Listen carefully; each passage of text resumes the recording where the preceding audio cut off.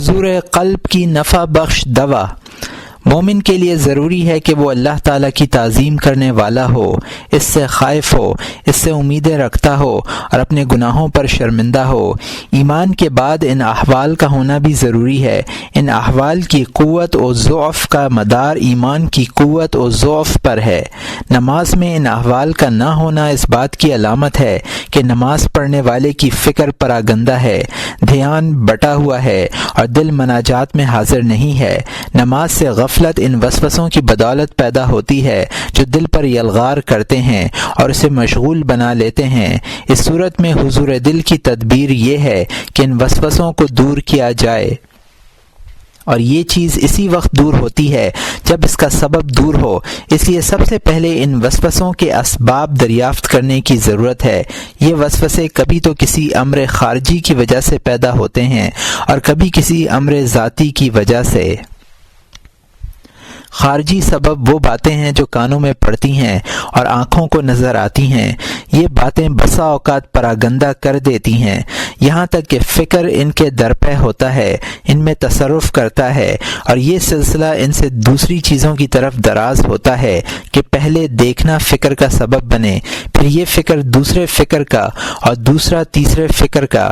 جس شخص کی نیت قوی ہو اور ہمت بلند ہو، اس کے حواس پر کوئی چیز نظر انداز نہیں ہوتی اور نہ وہ کسی چیز کے دیکھنے یا بات کے سننے سے غفلت میں مبتلا ہوتا ہے۔ مگر ضعیف الاعتقاد شخص کی فکر ضرور پراگندہ ہو جاتی ہے۔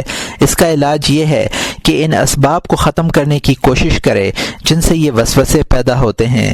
مثلا اس طرح کہ اپنی آنکھیں بند کر لے یا کسی اندھیرے مکان میں نماز پڑھے یا اپنے سامنے کوئی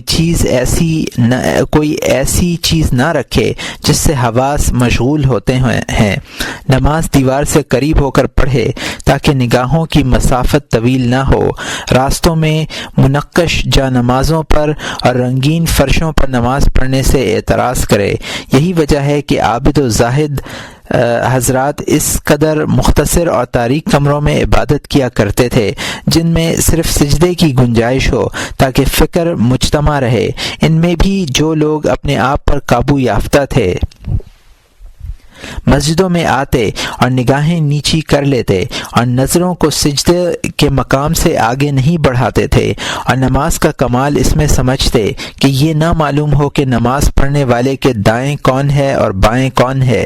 یہی وجہ ہے کہ حضرت ابن عمر رضی اللہ تعالیٰ عنہ نماز پڑھنے کی جگہ سے قرآن پاک اور تلوار وغیرہ ہٹا دیا کرتے تھے، اور اگر سجدے کی جگہ کچھ لکھا ہوا ہوتا تھا تو اسے مٹا دیا کرتے تھے۔ باطنی وسوسوں کے اسباب سخت ترین ہیں۔ جس شخص کے افکار دنیا کی وادیوں میں پھیلے ہوئے ہوں، اس کی فکر ایک فن میں منحصر نہیں رہتی بلکہ ہمیشہ ایک طرف سے دوسری طرف منتقل ہوتی ہے۔ نگاہیں نیچی کر لینا بھی اس لیے کافی نہیں ہوتا بلکہ جو بات دل میں پڑ جاتی ہے فکر اسی میں مشغول رہتی ہے۔ باطنی وسوسوں کو دور کرنے کا واحد طریقہ یہ ہے کہ نفس کو زبردستی اس پر آمادہ کرے کہ جو کچھ وہ نماز میں پڑھ رہا ہے اسے سمجھے اور اسی میں لگا رہے، کسی دوسری چیز میں مشغول نہ ہو۔ اگر وہ شخص نیت کے وقت اس کی تیاری کرے گا تو خدا تعالی کی طرف سے اس کی مدد ہوگی۔ نیت کے وقت تیاری کا طریقہ یہ ہے کہ نفس میں آخرت کے ذکر کی تجدید کرے اور یہ بتلائے کہ وہ اس وقت اللہ کے سامنے کھڑا ہے، اسے قیامت کے روز پیش آنے والی مصیبتوں سے واقف کرائے۔ پھر نیت کرنے سے پہلے دل کو فکر کی تمام چیزوں سے خالی کرے اور کوئی شغل ایسا باقی نہ رہنے دے جس کی طرف دل ملتفت ہو۔ حضرت صلی اللہ علیہ وسلم نے حضرت عثمان ابن ابی شیبہ رحمۃ اللہ علیہ، صحیح نام عثمان ابن طلحہ، سے مخاطب ہو کر فرمایا: انی نسیت ان اقول لك ان تخمر القدر الذي في البيت فانه لا ينبغي ان يكون في البيت شيء يشغل الناس عن صلاتهم۔ اور یہ ابو داؤد کی حدیث ہے۔ میں تجھ سے یہ کہنا بھول گیا کہ گھر میں جو ہانڈی ہے اسے ڈھانپ دے، اس لیے کہ یہ مناسب نہیں کہ گھر میں کوئی ایسی چیز ہو جو لوگوں کو ان کی نماز سے مشغول کرے۔ پراگندہ خیالی کے ختم ہونے کی ایک تدبیر کی یہ ایک تدبیر ہے۔ اگر اس تدبیر سے بھی پریشان خیالی دور نہ ہو تو اب مسحل کے علاوہ کوئی دوا نافع نہ ہوگی، کیونکہ مسحل دوا مرض کے مادے کو جسم کی رگوں سے نکال دیتی ہے۔ پریشان خیالی کی مسحل دوا یہ ہے کہ جو امور نماز میں حضور قلب پیدا نہیں ہونے دیتے ان پر نظر ڈالے، یقیناً وہ امور اس کے لیے اہم ترین ہوں گے، اور یہ اہمیت بھی انہیں نفسانی شہوتوں کی بنا پر حاصل ہوئی ہوگی۔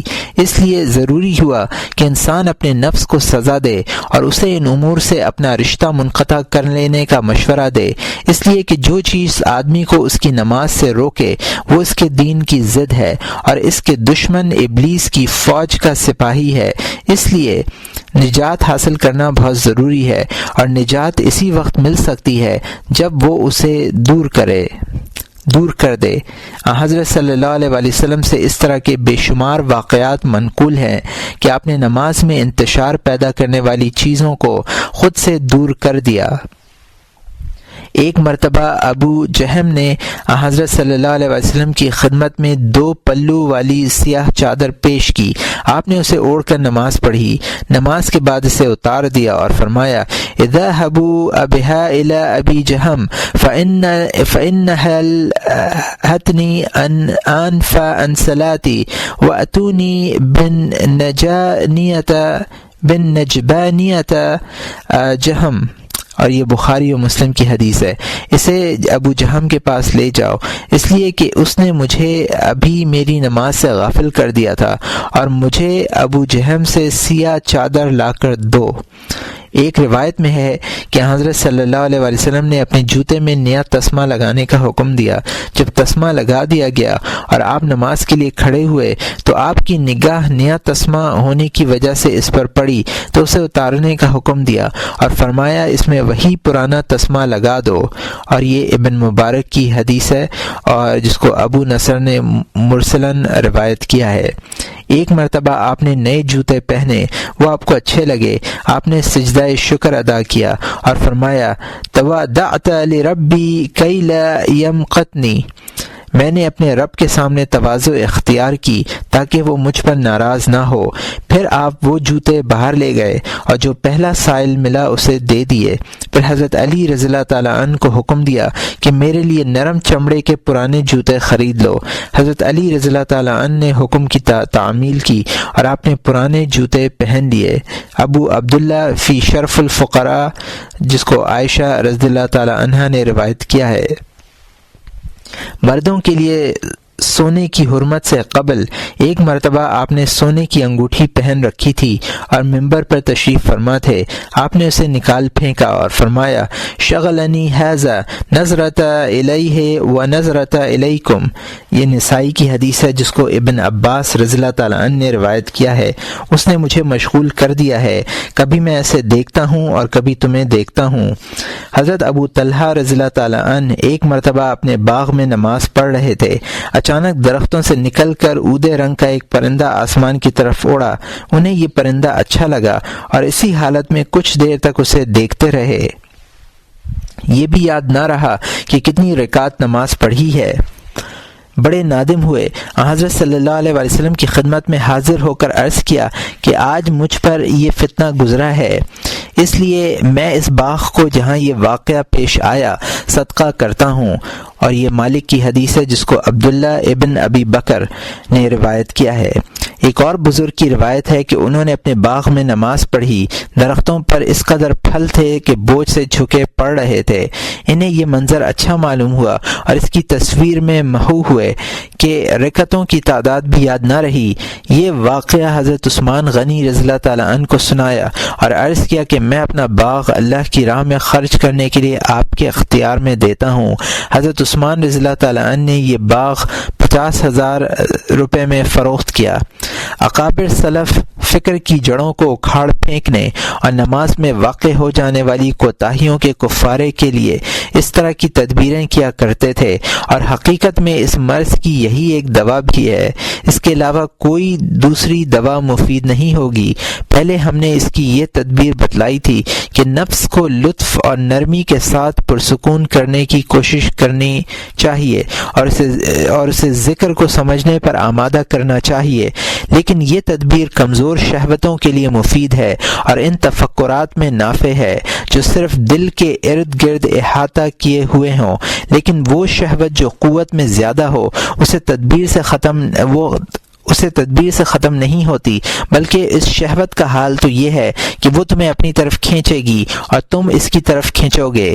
انجام کار شہوت غالب رہے گی اور اس کشمکش میں نماز پوری ہوگی۔ اس کی مثال ایسی ہے کہ کوئی شخص درخت کے نیچے بیٹھ کر یہ خواہش کرے کہ میرا فکر منتشر نہ ہو اور میں دل جمعی کے ساتھ اپنے کام میں مشغول رہوں، لیکن درخت پر بیٹھی ہوئی چڑیاں شور مچاتی ہوں اور وہ ایک ڈنڈا ہاتھ میں لے کر انہیں بھگاتا ہے اور پھر وہ اپنے کام میں مشغول ہو جاتا ہو اور چڑیاں پھر آ کر بیٹھ جاتی ہوں اور وہ شخص پھر انہیں اڑانے کی کوشش میں مصروف ہو جاتا ہو۔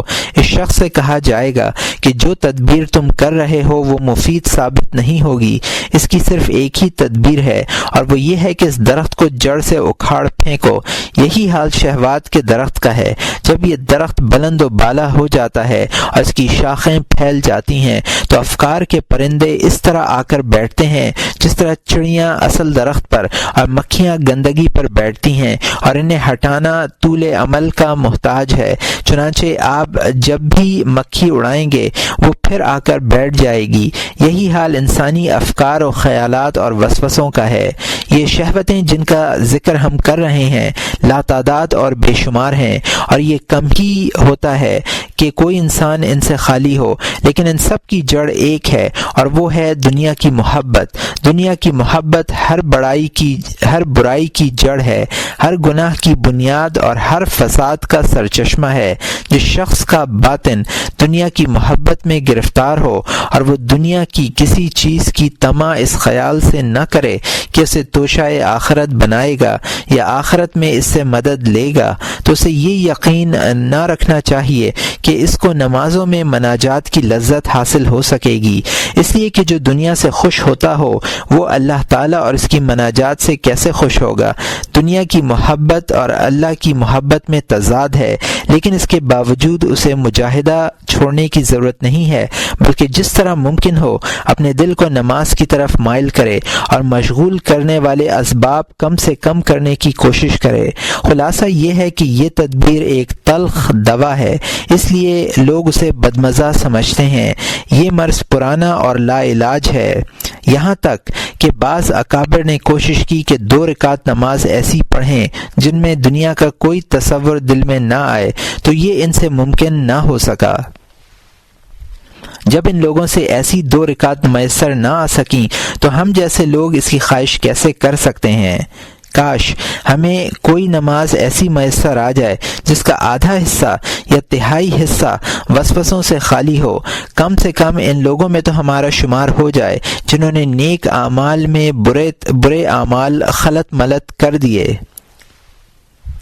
خلاصہ یہ ہے کہ دنیا کی فکر اور آخرت کی فکر کی مثال ایسی ہے جیسے تیل کا ایک بھرا ہوا پیالہ ہو، اس پیالے میں جتنا پانی ڈالو گے اسی قدر تیل پیالے سے باہر آ جائے گا۔ یہ نہیں ہو سکتا کہ دونوں جمع ہو جائیں۔ ان امور کی تفصیل جن کا نماز کے ہر رکن اور شرط میں دل میں موجود رہنا ضروری ہے۔ اگر تم آخرت کے چاہنے والوں میں سے ہو تو سب سے پہلے تم پر یہ بات لازم ہوتی ہے کہ نماز کے ارکان اور شروط کے متعلق جو تفصیلات ہم درج کرتے ہیں ان سے غافل مت ہو۔ نماز کی شرائط حسب ذیل ہیں: پہلا اذان، دوسرا طہارت، تیسرا ستر عورت، چوتھا قبلے کی طرف متوجہ ہونا، پانچواں سیدھا کھڑا ہونا، چھٹا نیت۔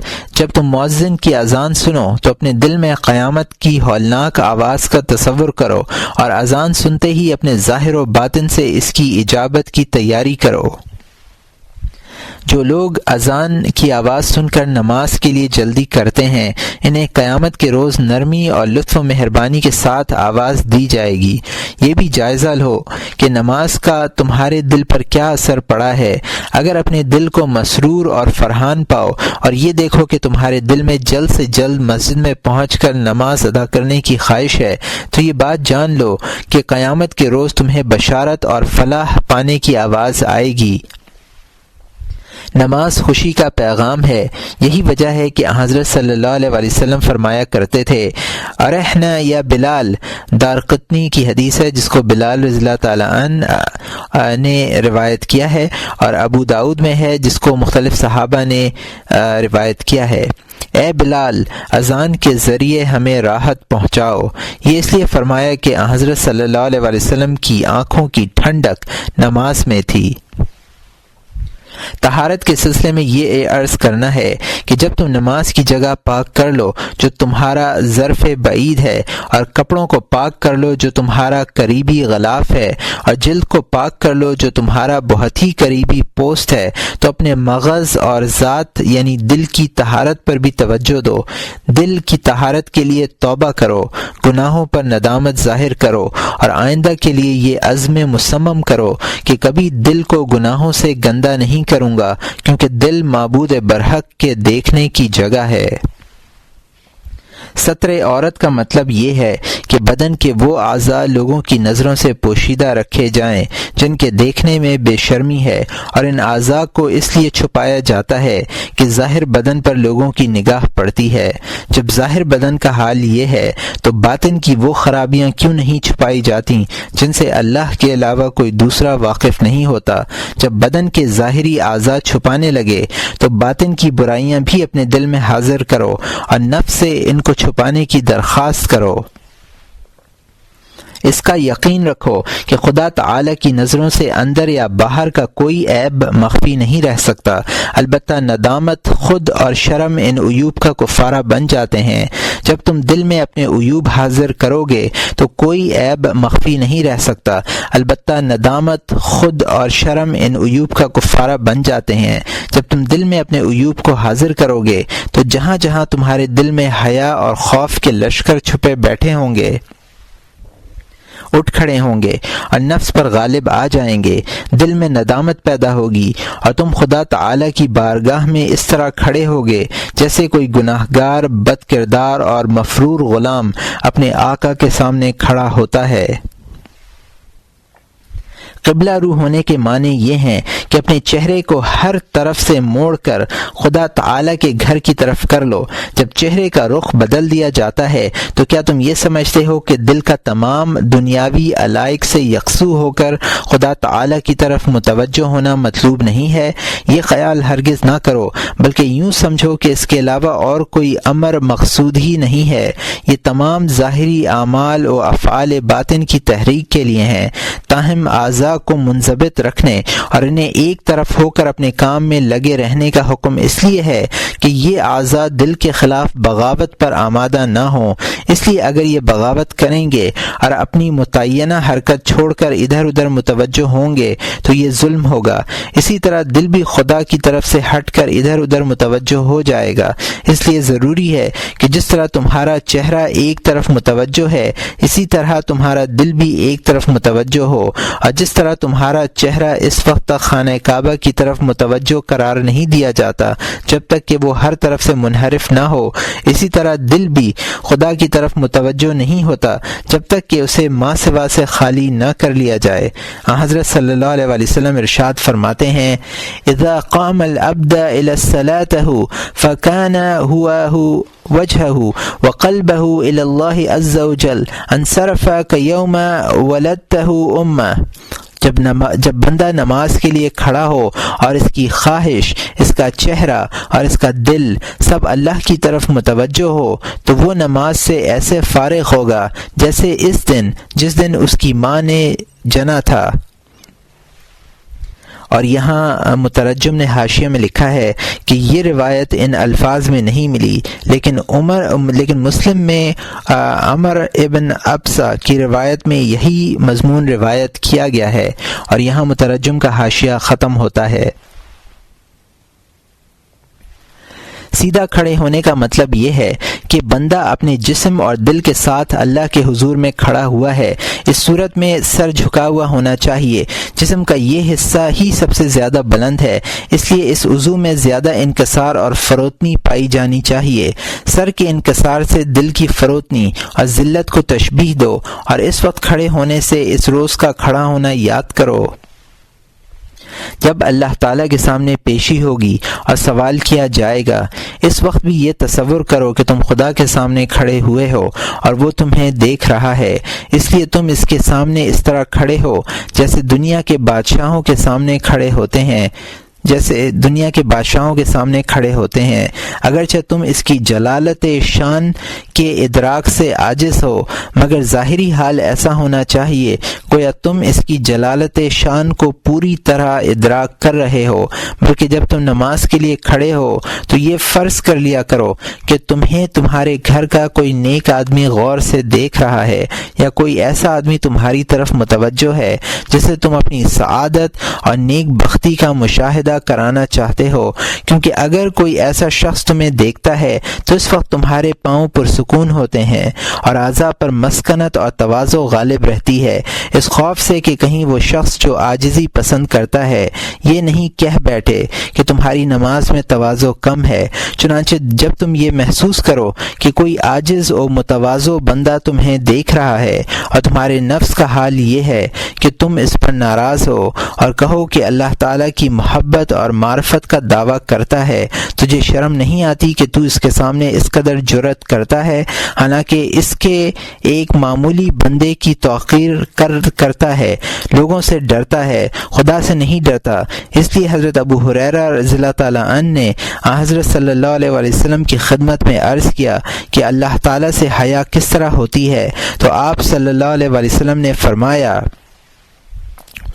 تستحی منہ کما تستحی من الرجل الصالح من قومک وروی من اہلک، اور یہ بحقی کی حدیث ہے جس کو سعید ابن زید نے روایت کیا ہے۔ اس سے اس طرح حیا کرو جس طرح اپنی قوم کے نیک آدمی سے کرتے ہو۔ ایک روایت میں آیا ہے کہ جس طرح گھر کے نیک آدمی سے حیا کرتے ہو۔ نیت کے الفاظ جب زبان سے ادا کر دیا دل میں کہو، جب نیت کے الفاظ جب زبان سے ادا کرو یا دل میں کہو تو یہ عزم کر لو کہ اللہ نے ہمیں نماز کا جو حکم دیا ہے اس کی تعمیل کریں گے اور ان امور سے محض اللہ کی رضامندی حاصل کرنے کے لیے باز رہیں گے جو نماز کو باطل کرنے والے ہیں، اور ہمارا یہ عزم اس لیے ہے کہ ہم اس کے اجر و ثواب کی امید ہے، عذاب کا خوف ہے اور اس کی قربت مطلوب ہے، اور یہ بھی اس کا ہم پر زبردست احسان ہے کہ ہماری بے ادبی اور گناہوں کی کثرت کے باوجود اس نے ہمیں اپنی مناجات کی اجازت عطا کی۔ اپنے دل میں اللہ کی مناجات کی قدر محسوس کرو اور یہ دیکھو کہ کس سے مناجات کی جا رہی ہے اور کس طرح کی جا رہی ہے۔ اس صورت میں چاہیے تو یہ کہ تمہاری پیشانی ندامت کے پسینے میں شرابور ہو اور ہیبت سے جسم لرزنے لگے، خوف کی وجہ سے چہرے کا رنگ زرد پڑ جائے۔ جب تم زبان سے اللہ اکبر کہو تو دل اس کلمے کی تکذیب نہ کرے، یعنی اگر تم نے اپنے دل میں کسی کو اللہ تعالیٰ سے بڑا درجہ دے رکھا ہے تو اللہ گواہی دے گا کہ تم جھوٹے ہو، اگرچہ تمہارا قول سچا ہے، جیسے سورہ المنافقون میں منافقین کو اس وقت جھوٹا قرار دیا گیا جب انہوں نے حضرت صلی اللہ علیہ وسلم کی رسالت کی زبان سے تصدیق کی۔ اگر تمہارے دل پر خدا تعالیٰ کے اوامر و نواہی کے مقابلے میں خواہش نفسانی کا غلبہ زیادہ ہوگا اور تم خدا کے مقابلے میں خواہش نفس کی اطاعت زیادہ کرو گے تو یہی کہا جائے گا کہ تم نے اپنی خواہش نفس کو اپنا معبود قرار دے دیا ہے۔ کیا بعید ہے کہ جو کلمہ اللہ اکبر تم زبان سے کہہ رہے ہو وہ صرف زبانی کلمہ ہو، دل میں اس کلمے کی موافقت نہ پائی جا رہی ہو، اور اگر ایسا ہے تو یقیناً یہ خطرناک ناک بات ہے، بشرط یہ کہ توبہ و استغفار نہ ہو اور اللہ تعالیٰ کے لطف و کرم اور عفو و درگزر سے متعلق حسن و ظن نہ ہو۔ جب تم نماز شروع کرتے ہو تو یہ دعا پڑھتے ہو، وجہت وجہی للہ الذی فطر السماوات والارض، میں نے اپنا چہرہ اس کی طرف کیا جس نے آسمان اور زمین پیدا کی۔ اس دعا میں چہرے سے مراد ظاہری چہرہ نہیں ہے، اس لیے کہ ظاہری چہرہ تو تم نے خانہ کعبہ کی طرف کر رکھا ہے اور اللہ اس سے پاک ہے کہ کوئی سمت اسے گھیر سکے۔ اس سے ثابت ہوا کہ بدن کی توجہ اس کی طرف نہیں ہو سکتی، ہاں دل کا چہرہ اس خالق ارض و سما کی طرف ہو سکتا ہے۔ اس لیے جب نماز پڑھو تو یہ بھی دیکھ لیا کرو کہ تمہارے دل کا چہرہ گھر بازار اور نفس کی شہوات کی طرف متوجہ ہے یا خالق ارض و سما کی طرف۔ اگر ایسا نہیں ہے تو تمہاری یہ دعا جھوٹی ہے۔ اس کا مطلب یہ ہے کہ تم نماز میں ابتدا ہی سے جھوٹ پر عمل پیرا ہو۔ اللہ کی طرف روح دل اس وقت ہوتا ہے جب اس کے غیر کی طرف نہ ہو، اس لیے تمہیں کوشش کرنی چاہیے کہ دل کی توجہ اللہ تعالیٰ کی طرف ہو۔ اگر یہ بات تمام نماز میں حاصل نہ ہو سکے تو کم از کم اس وقت ضرور حاصل ہونی چاہیے جب یہ دعا پڑھی جاتی ہے۔ اسی طرح جب زبان سے حنیفاً مسلماً کہو تو اپنے دل میں یہ ضروری سوچو کہ مسلمان وہ ہے جس کے ہاتھ اور ایذا سے دوسرے مسلمان بچے رہیں۔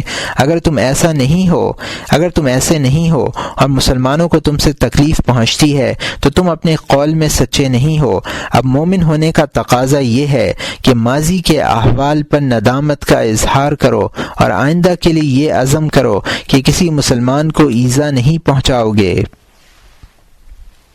جب یہ الفاظ کہو وما انا من المشرکین اور میں شرک کرنے والوں میں سے نہیں ہوں، تو یہ دیکھو کہ تمہارا دل شرک خفی سے خالی ہے یا نہیں۔ اس لیے کہ حسب ذیل آیت فمن کان یرجو لقاء ربہ فلیعمل عملا صالحا ولا یشرک بعبادۃ ربہ احدا، پارہ نمبر 16 رکوع نمبر 3 آیت نمبر 110۔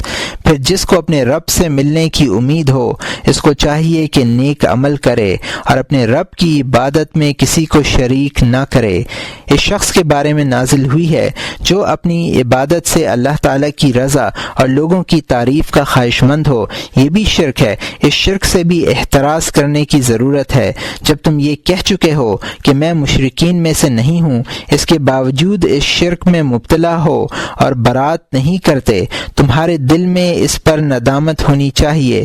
اور جب یہ الفاظ کہو محیای و مماتی للہ، میرا جینا اور میرا مرنا سب اللہ کے لیے ہے، تو دل میں یہ تصور ہونا چاہیے کہ الفاظ اس غلام کی زبان سے ادا ہو رہے ہیں جو اپنے حق میں مفقود اور آقا کے حق میں موجود ہے۔ اور جب یہ الفاظ اس شخص سے صادر ہوں جس کی رضا اور غضب، اٹھنا بیٹھنا، زندگی کی خواہش اور موت کا خوف سب کچھ دنیا کے کاموں کے لیے ہو، تو یہ کہا جائے گا کہ اس کا یہ کہنا اس کے حال کے مطابق نہیں ہے۔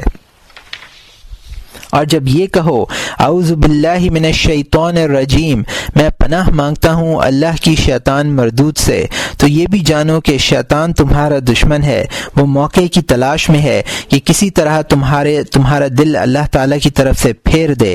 اسے اللہ کے ساتھ تمہاری مناجات پر اور اللہ کے لیے سجدہ کرنے پر تم سے حسد ہے، کیونکہ وہ صرف ایک سجدہ نہ کرنے کی وجہ سے ملعون قرار دیا گیا تھا۔ شیطان سے اللہ کی پناہ مانگنا اس وقت صحیح ہو سکتا ہے جب تم ہر اس چیز کو چھوڑ دو جو شیطان کو محبوب ہے اور ہر وہ چیز اختیار کر لو جسے اللہ پسند کرتا ہے۔ صرف زبان سے پناہ مانگنا کافی نہیں ہے بلکہ کچھ عمل کرنے کی بھی ضرورت ہے۔ محض زبان سے پناہ مانگنے والے کی مثال ایسی ہے جیسے کوئی شخص کسی درندے یا دشمن کو اپنی طرف آتا ہوا دیکھ کر یہ کہنے لگے کہ میں تجھ سے اس مضبوط قلعے کی پناہ چاہتا رکھتا ہوں اور اپنی جگہ سے ہلنے کی کوشش نہ کرے، بھلا زبان سے پناہ مانگنا اسے کیا فائدہ دے گا، بلکہ پناہ اس وقت ملے گی جب وہ کسی دوسری جگہ منتقل ہو جائے گا۔ یہی حال اس شخص کا ہے جو شیطانی خواہشات کی اتباع کرتا ہے اور خدا تعالی کی مرضیات سے انحراف کرتا ہے۔ اس شخص کے لیے زبان سے تعوذ کے چند کلمات ادا کر لینا ہرگز مفید نہیں ہوگا۔ اسے چاہیے کہ وہ اس زبانی قول کے ساتھ اللہ تعالی کے مضبوط قلعے میں پناہ لینے کا عزم مصمم بھی کرے۔ اللہ تعالی کا قلعہ لا الہ الا اللہ ہے، چنانچہ ایک حدیث میں ہے، قال اللہ عز وجل لا الہ الا اللہ حسنی فمن دخل حسنی امن من عذابی۔ یہ حاکم فی التاریخ ابو نعیم کی حدیث ہے جو کہ علی رضی اللہ تعالیٰ عنہ نے روایت کی ہے۔ اللہ تعالیٰ فرماتے ہیں کہ لا الہ الا اللہ میرا قلعہ ہے، جو شخص میرے قلعے میں داخل ہو گیا وہ میرے عذاب سے محفوظ و مامون ہو گیا۔ لیکن اس قلعے میں وہی شخص پناہ لے سکتا ہے جس کا معبود اللہ کے سوا کوئی نہیں ہے۔ جس شخص نے خواہش نفس کو اپنا معبود ٹھہرایا وہ شیطانی صحرا میں بھٹک رہا ہے، خدا کے قلعے میں محفوظ نہیں ہے۔ یہاں یہ بات بھی یاد رکھنی چاہیے کہ شیطان نماز میں ایک اور فریب بھی دیتا ہے، اور وہ یہ ہے کہ نمازی کو آخرت کی یاد دلا دیتا ہے اور اسے خیر کے کاموں کے لیے تدبیریں کرنے کا مشورہ دیتا ہے تاکہ وہ ان آیات کے معنی نہ سمجھ سکے جو تلاوت کر رہا ہے۔ یہ اصول ذہن نشین کر لینا چاہیے کہ جو چیز تمہیں قرآن پاک کی آیات کے معنی سمجھنے سے روک دے وہ وسوسہ ہے۔ قرأت میں زبان کا ہلانا مقصود نہیں ہے بلکہ معانی مقصود ہیں۔ قرأت کے باب میں لوگ تین طرح کے ہیں، کچھ لوگ وہ ہیں جن کی زبانیں چلتی ہیں اور دل غافل رہتے ہیں، کچھ لوگ وہ ہیں جن کی زبانیں حرکت کرتی ہیں اور دل زبانوں کی اتباع کرتے ہیں۔ زبان سے نکلے ہوئے الفاظ کو ان کے قلوب اس طرح سنتے اور سمجھتے ہیں جس طرح وہ دوسروں کی زبانوں سے سنتے ہیں۔ یہ درجہ اصحاب یمین کا ہے۔ کچھ لوگ وہ ہیں کہ ان کے قلوب پہلے معانی کی طرف دوڑتے ہیں، پھر دل کی زبان تابع ہو کر ان معانی کی ترجمانی کرتی ہے۔ ان دونوں میں بڑا فرق ہے کہ زبان دل کی ترجمان ہو اور دل کی معلم بنے۔ مقربین کی زبان ان کے دل کی تابع اور ترجمان ہوتی ہے، دل ان کی زبان کے تابع نہیں ہوتا۔ معانی کے ترجمے کی تفصیل یہ ہے کہ جب تم بسم اللہ الرحمن الرحیم شروع کرتا ہوں اللہ کے نام سے جو بڑا مہربان اور رحم کرنے والا ہے کہو، تو یہ نیت کرو کہ میں قرآن پاک کی تلاوت کی ابتدا میں اللہ کے نام سے تبرک حاصل کرتا ہوں، اور اس پورے جملے کے یہ معنی سمجھو کہ یہ سب امور اللہ کی طرف سے ہیں۔ اسم سے یہاں مراد مسمی ہے، اور جب سب امور اللہ کی طرف سے ہوئے تو الحمدللہ رب العالمین کہنا ضروری ہوا۔ اس جملے کے معنی یہ ہیں کہ تمام تعریفیں اللہ کے لیے ہیں جو تمام عالموں کا رب ہے۔ تمام نعمتیں اسی کی عطا کی ہوئی ہیں۔ جو شخص کسی نعمت کو غیر اللہ کی طرف منسوب کرتا ہے یا اپنے شکر سے کسی دوسرے کی نیت کرتا ہے تو اسے بسم اللہ اور الحمدللہ کہنے میں اسی قدر نقصان ہوگا جس قدر وہ غیر اللہ کی طرف نعمتوں کو منسوب کرے گا۔ جب تم الرحمن الرحیم کہو تو اپنے دل میں اس کی تمام مہربانیوں کو حاضر کر لو تاکہ تم پر اس کی رحمت کا حال عیاں ہو جائے اور اس سے تمہارے دل میں توقع اور امید کے جذبات پیدا ہوں۔ مالک یوم الدین، جزا کے دن کا مالک ہے پڑھو تو اپنے دل میں تعظیم اور خوف کو جگہ دو، عظمت اس تصور سے کہ ملک اس کے علاوہ کسی کا نہیں ہے، اور خوف اس خیال سے کہ روز جزا کا اور حساب کے دن کا مالک ہے۔ وہ دن انتہائی ہیبت ناک ہوگا، اس دن کے تصور سے ہی ڈرنا چاہیے۔ پھر ایاک نعبد، ہم تیری ہی عبادت کرتے ہیں کہو، اور دل میں اخلاص کی تجدید کرو، عجز اور احتیاج کی تجدید، طاقت اور قوت سے برات اس قول سے کرو، وَإِيَّاكَ نَسْتَعِينُ، ہم تجھ ہی سے مدد کی درخواست کرتے ہیں۔ اور یہ بات ذہن نشین کر لو کہ یہ اطاعت ہمیں اس کی امانت اور توفیق کے بغیر حاصل نہیں ہوئی۔ اس کا بڑا احسان ہے کہ اپنی اطاعت کی توفیق بخشی اور عبادت کی خدمت لی اور اپنی مناجات کا اہل بنایا۔ اگر بالفرض ہمیں اس اطاعت سے محروم رکھتا تو ہم بھی شیطان لعین کی طرح راندہ درگاہ ہو جاتے۔ یہاں پہنچ کر اپنا سوال متعین کرو، اس سے وہی چیز مانگو جو تمہاری ضرورت کی چیزوں میں سب سے زیادہ مقدم ہے، یعنی یہ درخواست کرو وَاِهْدِنَا الصِّرَاطَ الْمُسْتَقِيمَ، ہم کو سیدھی راہ دکھا، یعنی وہ راستہ دکھا جو ہمیں تجھ تک پہنچا دے اور تیری مرضیات تک لے جائے۔ اس صراط کی وضاحت اور تاکید کے لیے کہو صراط الذین انعمت علیہم، ان لوگوں کا راستہ جن پر تو نے نعمت فرمائی۔ اس نعمت سے مراد ہدایت ہے، اور جن لوگوں کو اللہ نے ہدایت کی نعمت سے نوازا وہ انبیاء، صدیقین اور شہداء، صالحین ہیں۔ غیر المغضوب علیہم ولا الضالین، نہ ان لوگوں کی راہ جو مغضوب ہیں یا گمراہ ہیں۔ ان لوگوں سے مراد کافر، یہود، نصارہ اور سابعین ہیں۔ پھر اس دعا کو قبول کرنے کی درخواست کرو اور کہو آمین، یعنی ایسا ہی کر۔ اگر تم نے سورہ فاتحہ کی تلاوت اس طرح کی تو عجب نہیں کہ ان لوگوں میں سے ہو جاؤ جن کے بارے میں ایک حدیث قدسی میں یہ ارشاد فرمایا گیا ہے، قسمت بصلاتی بینی و بین عبدی نصفینی، نصفها لی و نصفها لعبدی ولعبدی ما سأل، یقول العبد الحمد للہ رب العالمین فیقول اللہ عز وجل حمدنی عبدی وآتنی علی وهو معنی، قولہ سمع اللہ لمن حمدہ، آخر تک۔ اور یہ مسلم کی حدیث ہے جس کو ابو ہریرہ رضی اللہ تعالیٰ عنہ نے روایت کیا ہے۔ میں نے نماز اپنے بندے کے درمیان آدھی آدھی تقسیم کر دی ہے، آدھی میرے لیے ہے اور آدھی میرے بندے کے لیے ہے، اور بندے کو وہ ملے گا جو وہ مانگے گا۔ بندہ کہتا ہے الحمدللہ رب العالمین، اللہ تعالیٰ کہتے ہیں کہ بندے نے میری حمد و ثنا کی، اور یہ سمیع اللہ لمن حمدہ کے معنی ہیں، آخر تک۔ اگر نماز میں اس کے علاوہ کوئی اور بات نہ ہوتی کہ خدا تعالی نے اپنی عظمت اور جلالت کے باوجود تمہیں یاد کیا تو یہی کافی تھا، لیکن نماز پر اجر و ثواب کا وعدہ کر کے اس نے اپنے بندوں پر ایک عظیم احسان فرمایا۔ یہاں تک سورہ فاتحہ کے معنی کی تفصیل عرض کی گئی ہے۔ سورہ فاتحہ کے ساتھ سورت بھی تلاوت کی جاتی ہے، چنانچہ جب کوئی سورت پڑھو تو اس کی معنی بھی سمجھنے کی کوشش کرو، اس کے اوامر و نواہی سے، وعدہ و وعید سے اور پند و نصائح سے غفلت مت کرو۔ انبیاء علیہم السلام کے واقعات پر غور کرو اور اس کے احسانات کا ذکر کرو، ان میں سے ہر بات کا ایک حق ہے۔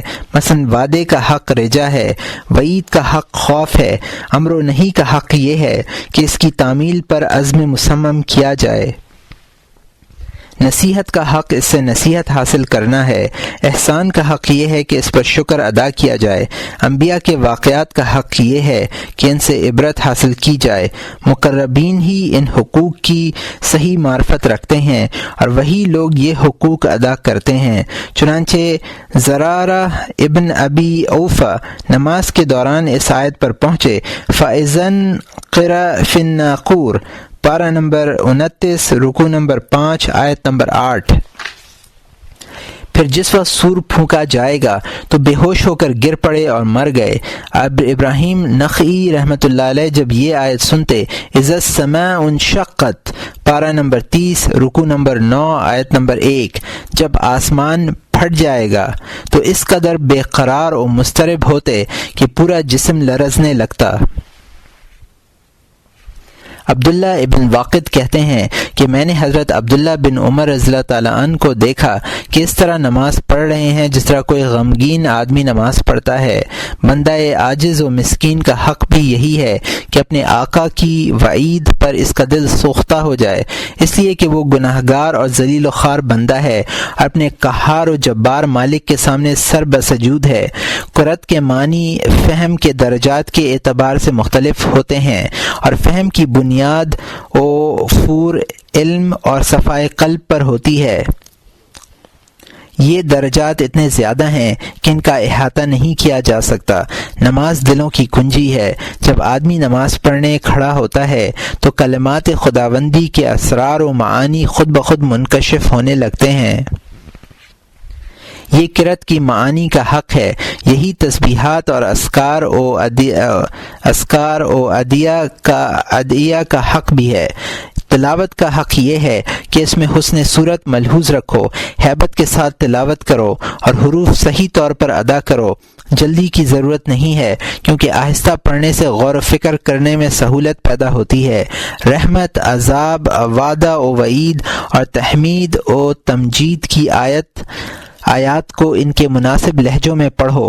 ابراہیم نخعی رحمۃ اللہ علیہ جب اس طرح کی آیت تلاوت کرتے، اتخذ اللہ من ولد وما كان معه من الہ، پارہ نمبر 18 رکوع نمبر 5 آیت نمبر 91، اللہ نے کوئی بیٹا نہیں بنایا اور نہ اس کے ساتھ کوئی معبود ہے، تو اس شخص کی طرح اپنی آواز پست کر لیتے تھے جو خدا کا ذکر ان اوصاف سے کرنے میں شرم محسوس کرے، جو خدا تعالی کے لائق نہیں ہے۔ ایک روایت میں ہے یقال لکاری القرآن اقرأ وارک ورتل کما کنت ترتل فی الدنیا، اور یہ ابو داؤد، ترمذی اور نسائی کی حدیث ہے۔ قرآن کے قاری سے قیامت کے دن کہا جائے گا کہ پڑھ اور ترقی کر، اچھی طرح پڑھ جس طرح تو دنیا میں اچھی طرح پڑھا کرتا تھا۔ تمام قرأت کے دوران کھڑا رہنے کا مطلب یہ ہے کہ دل میں اللہ تعالیٰ کے ساتھ حضور کی صفت پر ایک ہی طرح قائم رہے۔ ایک حدیث میں حضرت صلی اللہ علیہ وسلم نے ارشاد فرمایا، ان اللہ عز وجل یقبل علی المصلی ما لم یلتفت، اور یہ ابو داؤد، نسائی اور حاکم کی حدیث ہے جس کو ابو ذر رضی اللہ تعالیٰ عنہ نے روایت کیا ہے۔ اللہ تعالیٰ نمازی پر اس وقت تک متوجہ رہتا ہے جب تک کہ وہ ادھر ادھر متوجہ نہ ہو۔ جس طرح ادھر ادھر دیکھنے سے سر اور آنکھ کی حفاظت واجب ہے، اسی طرح باطن کی حفاظت بھی واجب ہے۔ اگر نگاہیں ادھر ادھر ملتفت ہوں تو نماز پڑھنے والے کو یاد دلانا چاہیے کہ اللہ تعالیٰ تیرے حال سے واقف ہے۔ مناجات کرنے والے کے لیے یہ مناسب نہیں ہے کہ وہ اپنی مناجات کے دوران اس ذات پاک سے غفلت کرے جس سے وہ مناجات کر رہا ہے۔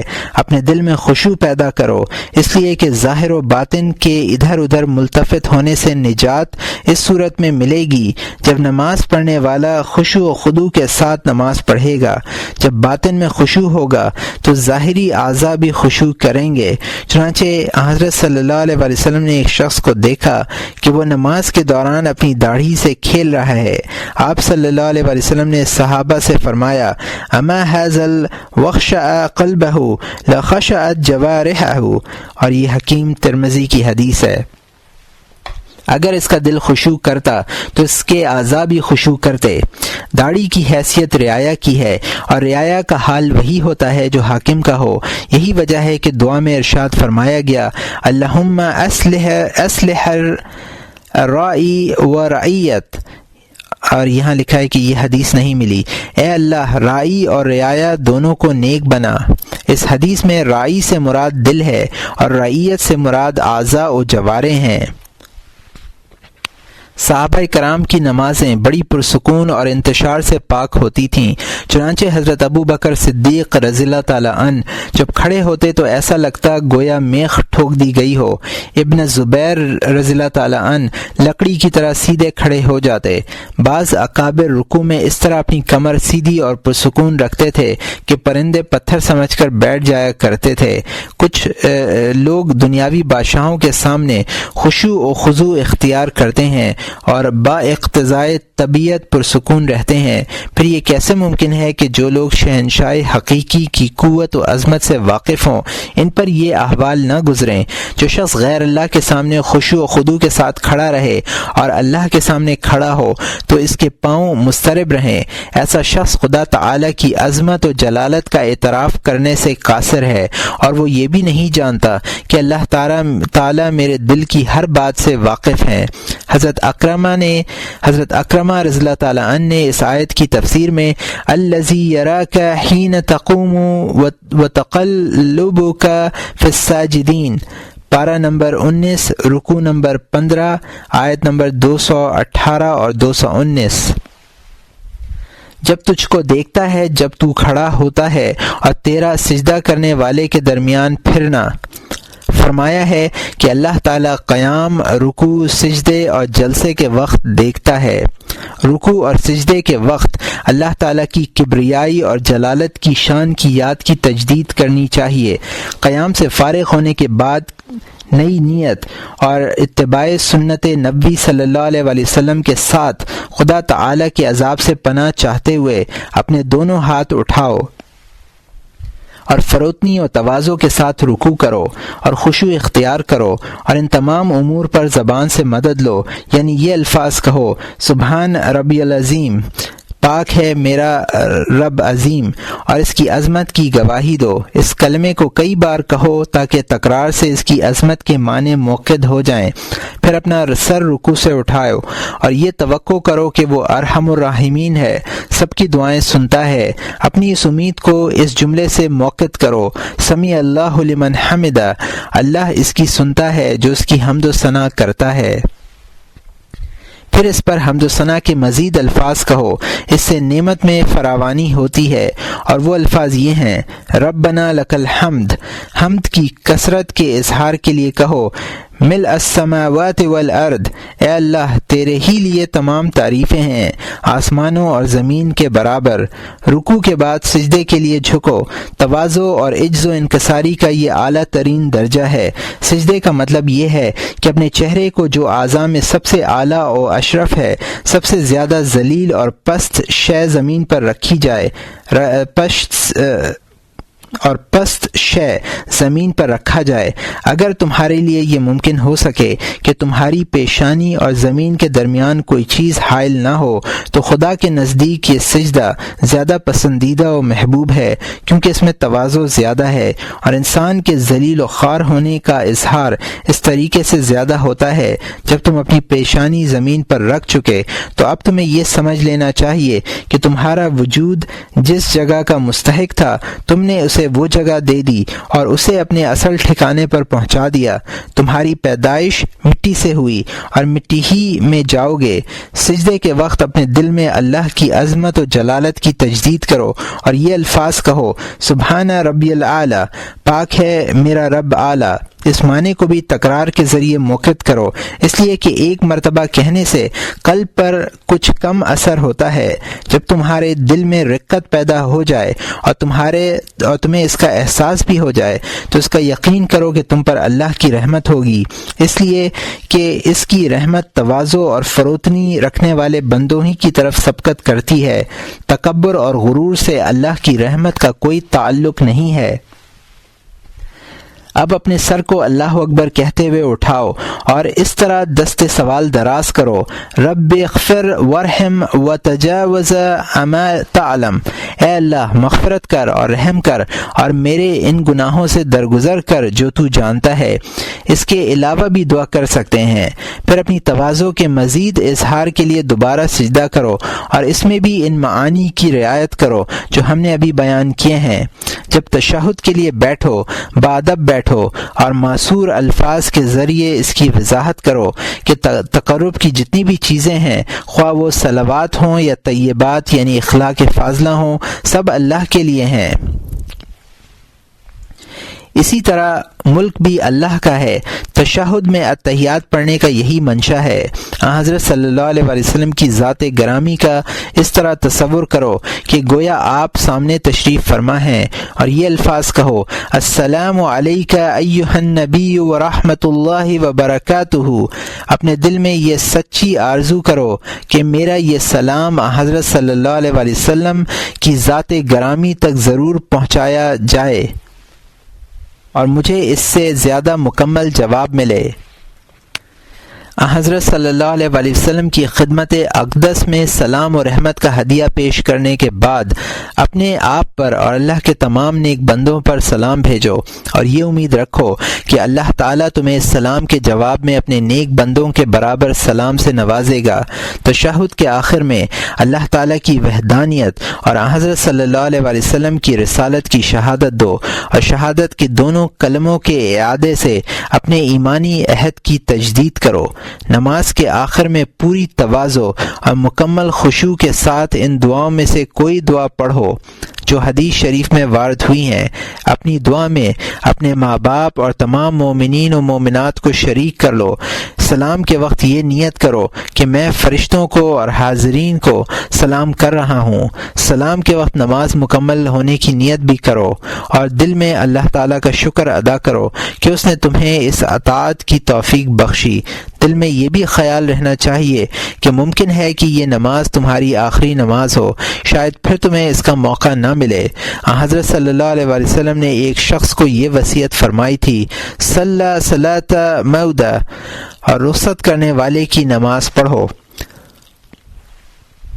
نماز سے فراغت کے بعد تمہارے دل میں نماز میں کوتاہی کا احساس بھی ہونا چاہیے اور کوتاہی پر ندامت بھی ہونی چاہیے اور اس کا خوف دل میں رہنا چاہیے کہ ممکن ہے کہ نماز قبول نہ ہو اور کسی ظاہری یا باطنی گناہ کی بنا پر منہ پر نہ دے ماری جائے۔ ساتھ ہی یہ بھی امید رکھنی چاہیے کہ اللہ اپنے فضل و کرم کے طفیل میں اسے قبولیت عطا کرے گا۔ یحییٰ ابن وصاب رحمۃ اللہ علیہ نماز پڑھنے کے بعد کچھ دیر ٹھہرتے، اس وقت ان کے چہرے پر رنج و ملال کی کیفیات نمایاں ہوتی۔ ابراہیم نخعی نماز کے بعد 1 گھنٹہ مسجد میں رہا کرتے تھے، اس دوران ایسا محسوس ہوتا گویا بیمار ہیں۔ یہ حالت ان لوگوں کی ہوتی جو نماز میں خشوع کرتے ہیں، پابندی کے ساتھ تمام آداب و سنن ادا کرتے ہیں، جس قدر عبادت ان کے لیے ممکن ہوتی ہے کرتے ہیں اور اللہ تعالیٰ سے مناجات میں مصروف ہوتے ہیں۔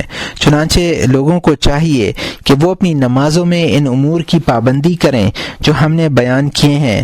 جو کچھ ان امور میں سے میسر ہو جائے اس پر خوش ہوں اور جو حاصل نہ ہو اس پر حسرت کریں اور علاج کی تدبیر کریں۔ اگرچہ غافلوں کی نماز خطرے سے خالی نہیں مگر اللہ کی رحمت وسیع تر اور کرم عام ہے۔ اے اللہ ہمیں اپنی رحمت میں ڈھانپ لے، اپنی مغفرت سے ہماری پردہ پوشی فرما۔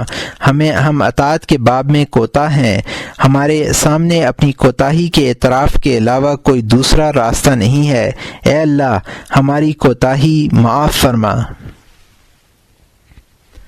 نماز کے انوار اور علوم باطن۔ جو لوگ اپنی نمازوں کو آفات سے پاک رکھتے ہیں انہیں صرف اللہ کے لیے پڑھتے ہیں اور تمام باطنی شرائط یعنی خشوع، تعظیم اور حیا وغیرہ کی رعایت کرتے ہیں، ان کے دل انوار سے معمور ہو جاتے ہیں۔ یہ انوار علوم مکاشفہ کی کنجیاں ہیں، ان سے رازہائے سربستہ کھلتے ہیں۔ اولیاء اللہ آسمان اور زمین کے ملکوت اور ربوبیت کے متعلق اسرار کا علم مکاشفے سے حاصل کرتے ہیں۔ انہیں یہ مکاشفہ نماز میں خصوصاً سجدے میں ہوتا ہے، کیونکہ سجدہ ایک ایسا فعل ہے جس میں بندہ اپنے رب سے قریب تر ہو جاتا ہے۔ چنانچہ قرآن پاک میں ہے وَاسْجُدُوا وَاقْتَرِبْ، سجدہ کر اور قرابت حاصل کر۔ ہر نمازی کو نماز میں اسی قدر مکاشفہ ہوتا ہے جس قدر وہ دنیا کی آلائش سے پاک و صاف ہو۔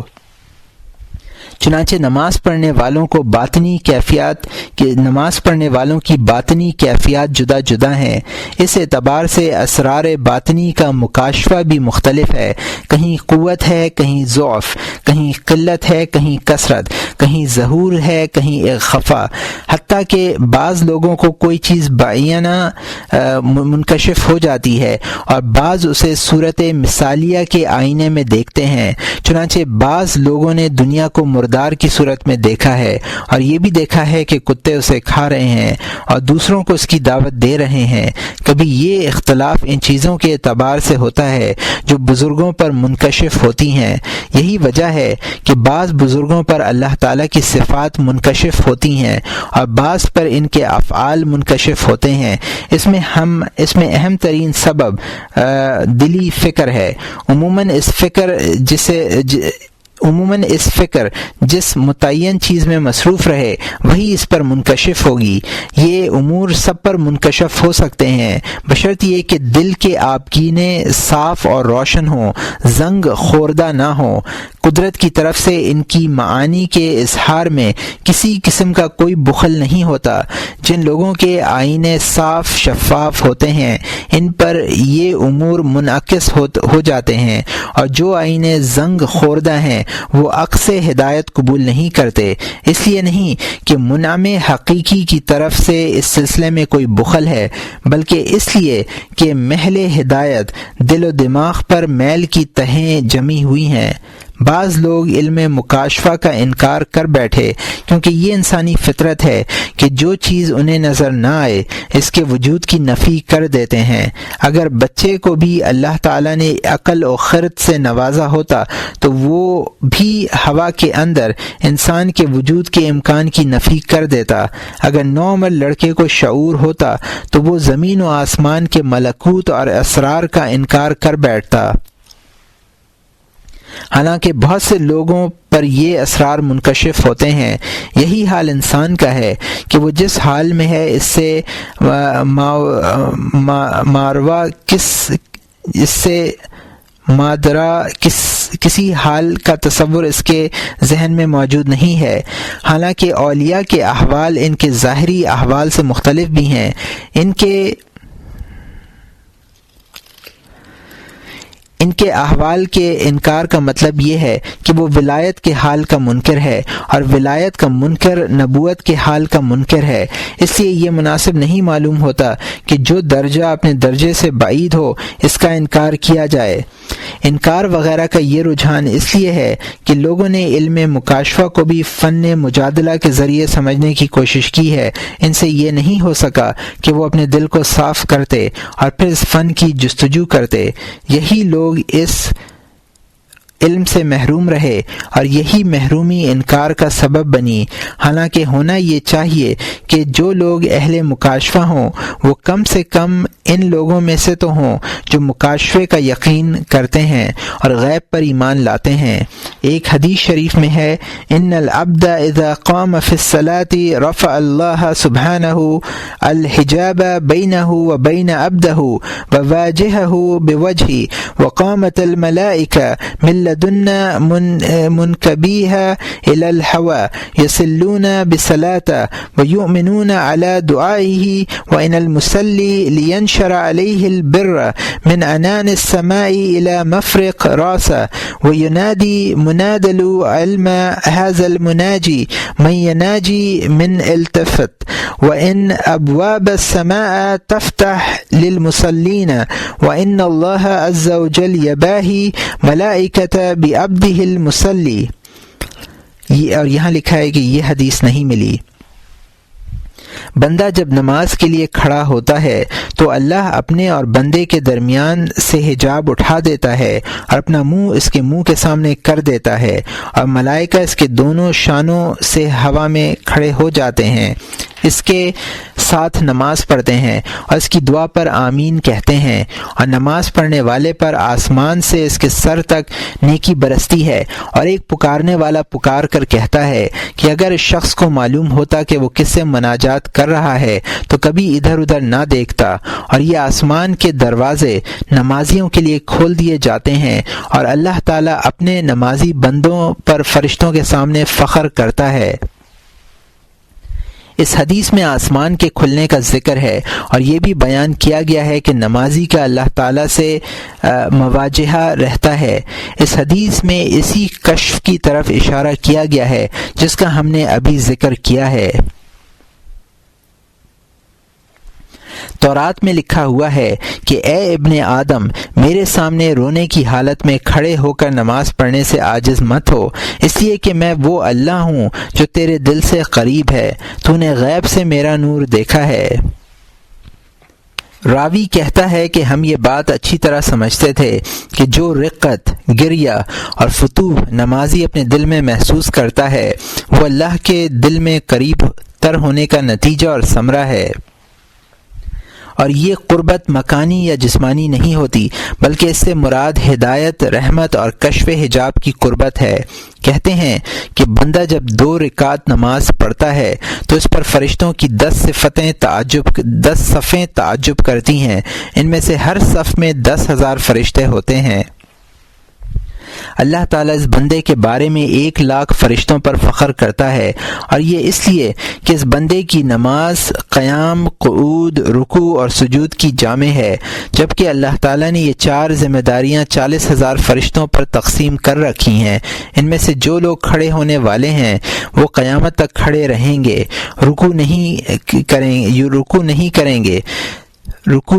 نہیں کریں گے، سجدہ کرنے والے قیامت تک سجدے سے سر نہیں اٹھائیں گے۔ یہی حال بیٹھنے والے فرشتوں کا ہے۔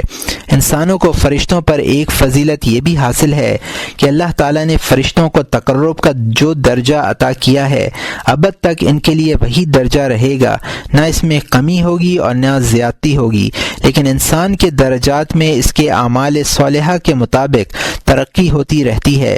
چنانچہ فرشتوں کے سلسلے میں اللہ تعالیٰ ارشاد فرماتے ہیں وَمَا مِنَّا إِلَّا لَهُ مَقَامٌ مَعْلُوم، پارہ نمبر 23 رکوع نمبر 9 آیت نمبر 164، اور نہیں ہے ہم میں کوئی مگر اس کا مقام معلوم ہے۔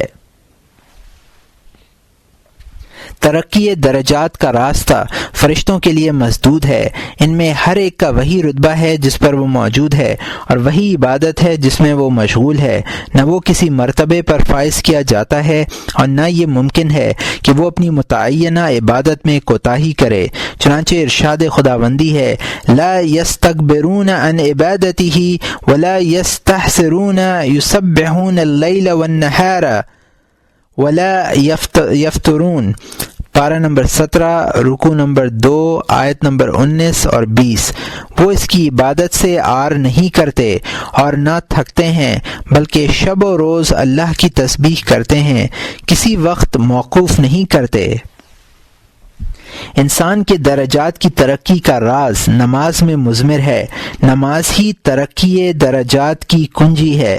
چنانچہ قرآن پاک میں ہے قد افلح المؤمنون الذین هم فی صلاتهم خاشعون، پارہ نمبر 18 رکوع نمبر 1 آیت نمبر 10۔ بالتحقیق ان مسلمانوں نے آخرت میں فلاح پائی جو اپنی نماز میں خشوع کرنے والے ہیں۔ اس میں ایمان کے بعد ایک اور وصف بیان کیا گیا ہے، یہ وصف نماز ہے جسے خشوع کے ساتھ متصف کیا گیا ہے۔ بعد میں مومنین کے کچھ اور اوصاف بیان کیے گئے ہیں جن کا اختتام اس وصف پر ہوا ہے والذین هم عن صلاتهم یحافظون، پارہ نمبر 18 رکوع نمبر 1 آیت نمبر 9، اور جو اپنی نمازوں کی پابندی کرتے ہیں یا حفاظت کرتے ہیں۔ پھر ان صفات کا ثمرہ بتایا گیا اولئک هم الوارثون الذین یرثون الفردوس هم فیہا خالدون، پارہ نمبر 18 رکوع نمبر 1 آیت نمبر 10 اور 11۔ ایسے ہی لوگ وارث ہونے والے ہیں جو فردوس کے وارث ہوں گے اور وہ اس میں ہمیشہ ہمیشہ رہیں گے۔ پہلا ثمرہ فلاح ہے اور آخری ثمرہ جنت الفردوس ہے۔ مجھے نہیں معلوم کہ ان ثمرات کے وہ لوگ بھی مستحق ہیں جو صرف زبان ہلاتے ہیں اور جن کے دل پر غفلت کی تاریکی چھائی رہتی ہے۔ تارکین صلاۃ کے بارے میں اللہ تعالیٰ فرماتے ہیں ما سلکم فی سقر قالوا لم نک من المصلین، پارہ نمبر 29 رکوع نمبر 16 آیت نمبر 42 اور 43۔ تم کو کس بات نے دوزخ میں داخل کیا؟ وہ کہیں گے ہم نماز نہیں پڑھا کرتے تھے۔ خلاصہ کلام یہ ہے کہ وہی جنت الفردوس کے وارث ہیں جو نماز پڑھتے ہیں۔ وہ لوگ اللہ تعالیٰ کے نور کا مشاہدہ کرتے ہیں اور اس کے قرب کی نعمت پاتے ہیں۔ اللہ تعالیٰ ہمیں بھی ایسے ہی لوگوں کے گروہ میں شامل فرمائے اور ایسے لوگوں کے عذاب سے بچائے جن کی باتیں اچھی ہیں اور اعمال برے ہیں۔ بے شک اللہ کریم ہے، منان ہے، قدیم الاحسان ہے۔ ذیل میں ہم نماز میں خشوع کرنے والوں کے کچھ واقعات بیان کرتے ہیں۔ خاشعین کے واقعات۔ جاننا چاہیے کہ خشوع ایمان کا ثمرہ اور اس یقین کا نتیجہ ہے جو اللہ کی عظمت و جلال سے حاصل ہوتا ہے۔ جسے خشوع کی دولت نصیب ہو جائے وہ صرف نماز ہی میں خشوع نہیں کرتا بلکہ نماز کے باہر بھی خشوع سے رہتا ہے، اپنی خلوت میں اور قضائے حاجت کے وقت بیت الخلاء میں خاشع رہتا ہے، کیونکہ خشوع کا موجب ان تین باتوں کا جاننا ہے۔ اول یہ کہ اللہ تعالیٰ بندے کے تمام احوال سے باخبر ہے، دوم یہ کہ اللہ تعالیٰ عظیم ہے، سوم یہ کہ بندہ عاجز و مسکین ہے۔ ان تین حقائق کی معرفت سے خشوع پیدا ہوتا ہے۔ یہ حقائق صرف نماز ہی کے ساتھ خاص نہیں ہیں بلکہ بندے کی تمام زندگی ان تین حقائق کا عملی نمونہ ہونا چاہیے۔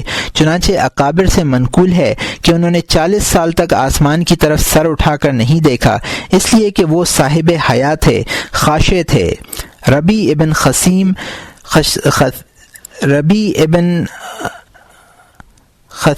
رحمۃ اللہ علیہ آنکھوں کو ہمیشہ جھکائے رہتے تھے، نیچی نگاہ رکھنے کے اس قدر عادی تھے کہ بعض لوگ انہیں اندھا سمجھنے لگے تھے۔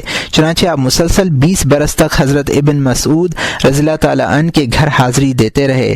آپ جب بھی دروازے پر دستک دیتے تھے تو حضرت ابن مسعود رضی اللہ تعالیٰ عنہ کی باندی اطلاع کرتی کہ آپ کا اندھا دوست آیا ہے۔ حضرت ابن مسعود رضی اللہ تعالیٰ عنہ یہ سن کر مسکراتے تھے۔ جب آپ گھر سے باہر تشریف لاتے اور انہیں دروازے پر اسی طرح سر جھکائے کھڑا دیکھتے تو ارشاد فرماتے وَبَشِّرِ الْمُخْبِتِينَ، فروتنی کرنے والوں کو خوشخبری سناؤ۔ یہ بھی کہتے ہیں کہ اے ابن خثیم واللہ اگر تمہیں حضرت صلی اللہ علیہ وسلم دیکھتے تو بہت خوش ہوتے۔ ایک روایت میں ہے کہ تمہیں پسند فرماتے۔ ایک مرتبہ ابن خثیم حضرت عبداللہ ابن مسعود رضی اللہ تعالیٰ عنہ کے ساتھ لوہاروں میں گئے۔ ان کی دکانوں پر بھٹیاں سلگ رہی تھیں، دیکھ کر چیخ پڑے اور بے ہوش ہو کر گر پڑے۔ حضرت ابن مسعود رضی اللہ تعالیٰ عنہ ان کے پاس نماز کے وقت تک تشریف فرما رہے لیکن انہیں ہوش نہ آیا، یہاں تک کہ مکمل ایک دن گزر گیا۔ اگلے روز اس وقت ہوش میں آئے، 5 نمازیں قضا ہو گئیں۔ ابن مسعود رضی اللہ تعالیٰ عنہ نے فرمایا واللہ خوف سے کہتے ہیں۔ ربی رحمۃ اللہ علیہ کہا کرتے تھے کہ میں نے کوئی نماز ایسی نہیں پڑھی جس میں اس کے علاوہ بھی کوئی فکر ہوا ہو میں نماز میں کیا کہہ رہا ہوں اور مجھ سے کیا کہا جائے گا۔ عامر ابن عبداللہ بھی خاشعین میں سے تھے، چنانچہ جب نماز کے لیے کھڑے ہوتے تو کسی بھی چیز سے ان کے خشوع میں فرق نہ آتا، چاہے لڑکیاں دف بجا رہی ہوں یا عورتیں باتیں کر رہی ہوں، نہ وہ دف کی آواز سنتے اور نہ عورتوں کی گفتگو سمجھتے۔ ایک روز کسی نے ان سے کہا کہ نماز میں تمہارا نفس تم سے کچھ کہتا ہے؟ فرمایا ہاں، فقط ایک بات، اور وہ یہ ہے کہ قیامت کے روز خدا کے سامنے کھڑا ہونا ہوگا اور 2 مکانوں میں سے ایک کی طرف واپسی ہوگی۔ عرض کیا گیا ہم آخرت کے امور سے متعلق دریافت نہیں کر رہے ہیں بلکہ ہم پوچھنا چاہتے ہیں کہ جو باتیں ہمارے دل میں گزرتی ہیں آیا تمہارے دل میں بھی ان کا خیال پیدا ہوتا ہے؟ فرمایا اگر نیزے میرے جسم کے آر پار کر دیے جائیں تو مجھے یہ زیادہ محبوب ہے اس سے کہ نماز میں وہ امور معلوم کروں جو تم اپنے دلوں میں پاتے ہو۔ اس کے باوجود فرماتے اگر پردہ اٹھا لیا جائے تو میرا مقام یقین میں کچھ زیادہ نہیں ہے۔ مسلم ابن یسار رحمۃ اللہ علیہ بھی ایسے ہی لوگوں میں سے تھے۔ سنا ہے کہ ایک مرتبہ مسجد کا ستون گر پڑا، انہیں پتہ بھی نہیں چلا۔ ایک بزرگ کا کوئی عضو سڑ گیا تھا، اتباع کا مشورہ یہ تھا کہ اس عضو کو کاٹ ڈالا جائے، مگر ان کے لیے یہ تکلیف ناقابل برداشت تھی۔ کسی نے کہا کہ نماز میں کچھ بھی ہو جائے انہیں اس کی خبر نہیں ہوگی، چنانچہ نماز کے دوران ان کا یہ عضو کاٹ ڈالا گیا۔ ایک بزرگ کا مقولہ ہے کہ نماز آخرت میں سے ہے، جب تم اس میں داخل ہوئے تو دنیا سے باہر گئے۔ ایک بزرگ سے کسی نے پوچھا کہ آپ نماز میں کسی چیز کو یاد کرتے ہیں؟ فرمایا کیا کوئی چیز مجھے نماز سے زیادہ محبوب ہے کہ میں اسے یاد کروں؟ حضرت ابو الدرداء رضی اللہ عنہ فرماتے ہیں کہ آدمی کے فقیہ ہونے کا تقاضا یہ ہے کہ وہ نماز سے پہلے اپنی تمام ضروریات سے فارغ ہو لے تاکہ نماز میں اس کا دل ہر طرح کے تصورات اور خیالات سے آزاد ہو۔ بعض بزرگان دین وسوسوں کے خوف سے نماز میں تخفیف کر دیا کرتے تھے، چنانچہ حضرت عمار بن یاسر رضی اللہ تعالیٰ عنہ سے روایت ہے کہ انہوں نے نماز ادا کی اور اس میں تخفیف اختیار کی۔ کسی نے عرض کیا آپ نے بہت مختصر نماز پڑھی ہے، فرمایا تم لوگ دیکھ رہے تھے کہ میں نے نماز کی حدود میں سے تو کوئی چیز کم نہیں کی؟ عرض کیا گیا نہیں، فرمایا میں نے شیطان کی سہو کی وجہ سے جلدی کی، یعنی ایسا نہ ہو کہ وہ مجھے سہو میں مبتلا کر دے، اس لیے کہ حضرت صلی اللہ علیہ وسلم نے ارشاد فرمایا ہے ان العبد لیصلی الصلاة لا یکتب له نصفها ولا ربعها ولا ثلثها ولا خمسها ولا صدها ولا عشرها، اور یہ احمد، ابو داؤد اور نسائی کی حدیث ہے کہ بندہ نماز پڑھتا ہے، اس کے لیے نماز نہ آدھی لکھی جاتی ہے اور نہ تہائی، نہ چوتھائی، نہ اس کا 5واں حصہ، نہ 6واں حصہ اور نہ 10واں حصہ۔ حضرت عمار ابن یاسر رضی اللہ تعالیٰ عنہ یہ بھی فرمایا کرتے تھے کہ بندے کی نماز میں سے صرف اسی قدر لکھا جاتا ہے جس قدر وہ سمجھتا ہے۔ حضرت طلحہ رضی اللہ تعالیٰ عنہ، حضرت زبیر رضی اللہ تعالیٰ عنہ وغیرہ صحابہ دوسروں سے زیادہ مختصر نماز پڑھا کرتے تھے اور کہا کرتے تھے کہ اس تخفیف سے ہم شیطانی وسوسوں کو پیچھے چھوڑ دیتے ہیں۔ ایک مرتبہ حضرت عمر رضی اللہ تعالیٰ عنہ نے برسر ممبر ارشاد فرمایا کہ آدمی کے دونوں رخسار اسلام میں سفید ہو جاتے ہیں، یعنی بوڑھا ہو جاتا ہے، اور اس کا حال یہ ہوتا ہے کہ اس نے ایک نماز بھی اللہ کے لیے پوری نہیں پڑھی۔ لوگوں نے پوچھا یہ کیسے؟ فرمایا وہ نماز میں مکمل خشوع اور تواضع اختیار نہیں کرتا، اللہ تعالیٰ کی طرف اچھی طرح متوجہ نہیں ہوتا، اس لیے اس کی کوئی نماز پوری نہیں ہوتی۔ ابو العالیہ رحمۃ اللہ علیہ سے کسی نے حسب ذیل آیت کریمہ الذین هم عن صلاتهم ساہون، پارہ نمبر 30، رکوع نمبر 32، آیت نمبر 5، جو لوگ اپنی نماز سے بے خبر ہیں کے متعلق دریافت کیا۔ فرمایا اس آیت میں وہ لوگ مراد ہیں جو نمازوں میں غفلت کرتے ہیں اور یہ بھی نہیں جانتے کہ ہماری نماز کتنی رکعتوں پر ختم ہوگی، جفت عدد پر یا طاق پر۔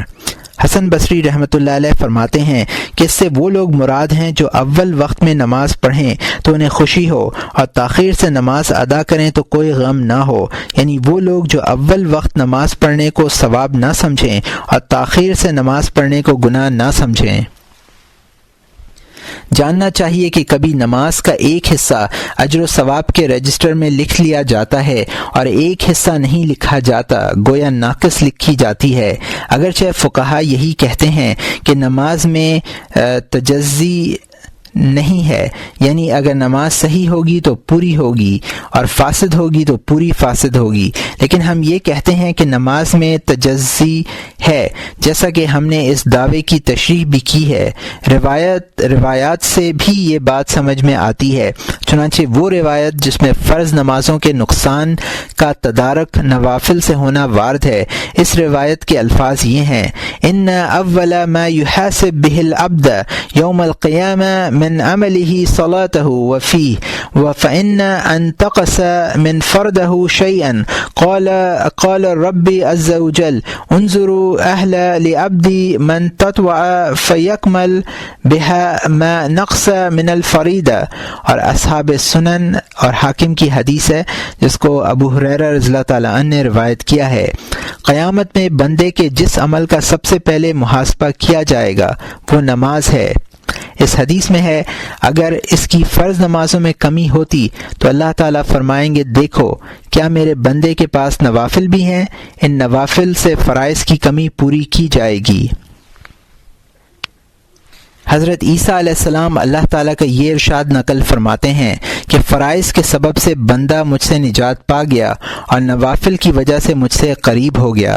حضرت صلی اللہ علیہ وسلم کا ارشاد ہے قال اللہ تعالی لا ینجو منی عبدی الا بداء مفتردته علیہ، اور یہاں لکھا ہے کہ یہ حدیث مجھے نہیں ملی۔ اللہ تعالیٰ فرماتے ہیں کہ میرا بندہ مجھ سے نجات نہیں پائے گا مگر اس وقت جب کہ وہ میرے فرائض ادا کرے۔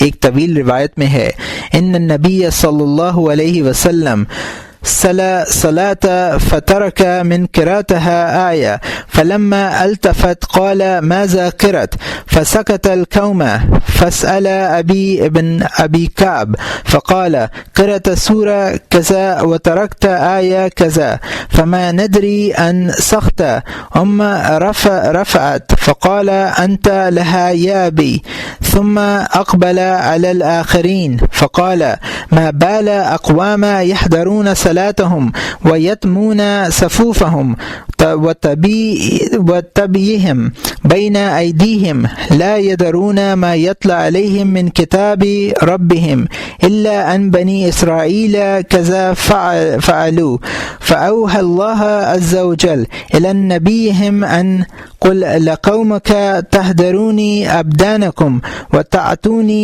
ألسنتكم وتغيبون أن بقلوا بكم باتل ما تذهبون إليه۔ یہ محمد ابن نصر و ابو منصور ویلمی کی حدیث ہے جس کو ابی ابن کعب رضی اللہ تعالیٰ عنہ نے روایت کیا ہے۔ حضرت صلی اللہ علیہ وسلم نے نماز پڑھائی، قرأت میں آپ نے آیت چھوڑ دی۔ جب آپ نماز سے فارغ ہوئے تو آپ نے دریافت کیا کہ میں نے نماز میں کیا پڑھا ہے؟ لوگ چپ رہے۔ آپ نے ابی ابن کعب رضی اللہ تعالیٰ عنہ سے دریافت کیا۔ انہوں نے جواب دیا یا رسول اللہ، آپ نے فلاں صورت پڑھی اور اس کی فلاں آیت چھوڑ دی، ہم نہیں جانتے تھے کہ وہ آیت منسوخ ہو گئی یا اٹھا لی گئی۔ حضرت صلی اللہ علیہ وسلم نے ارشاد فرمایا کہ اے ابی، تو اس کے لیے ہے۔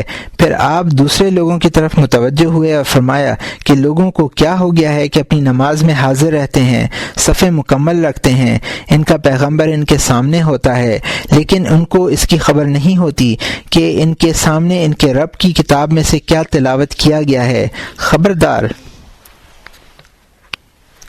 خبردار بنی اسرائیل بھی ایسا ہی کیا کرتے تھے۔ اللہ نے ان کے نبی کی طرف وحی بھیجی کہ اپنی قوم سے کہہ دو کہ تم جسموں کے ساتھ میرے سامنے حاضر رہتے ہو، اپنے الفاظ مجھے دیتے ہو اور اپنے دلوں سے غائب رہتے ہو، جس بات کی طرف تم مائل ہو وہ باطل ہے۔ اس روایت سے معلوم ہوتا ہے کہ امام کی قرأت کا سننا اور سمجھنا مقتدی کے حق میں سورت پڑھنے کے قائم مقام ہے۔ ایک بزرگ فرماتے ہیں کہ بندہ سجدہ کرتا ہے اور یہ سمجھتا ہے کہ سجدے سے مجھے اللہ کا قرب نصیب ہوگا، حالانکہ سجدے کے دوران اسے جو گناہ سرزد ہوتے ہیں اگر وہ تمام گناہ شہر کے لوگوں پر تقسیم کر دیے جائیں تو تمام لوگ ہلاک ہو جائیں۔ لوگوں نے عرض کیا یہ کیسے؟ فرمایا اس کا جسم سجدہ کرتا ہے اور اس کا دل نفسانی خواہشات کی طرف مائل رہتا ہے اور اس باطل کا مشاہدہ کرتا ہے جو اس پر چھایا رہتا ہے۔ گزشتہ صفحات میں خاشعین کی حکایات اور اقوال بیان کیے گئے ہیں۔ ان سے معلوم ہوتا ہے کہ نماز میں اصل خشوع اور حضور قلب ہے۔ غفلت کے ساتھ جسم کو حرکت دینا قیامت میں زیادہ سود مند ثابت نہیں ہوگا۔ اللہ تعالی ہمیں بھی اپنے لطف و کرم کی برکت سے خشوع اور حضور قلب کی توفیق عطا فرمائے۔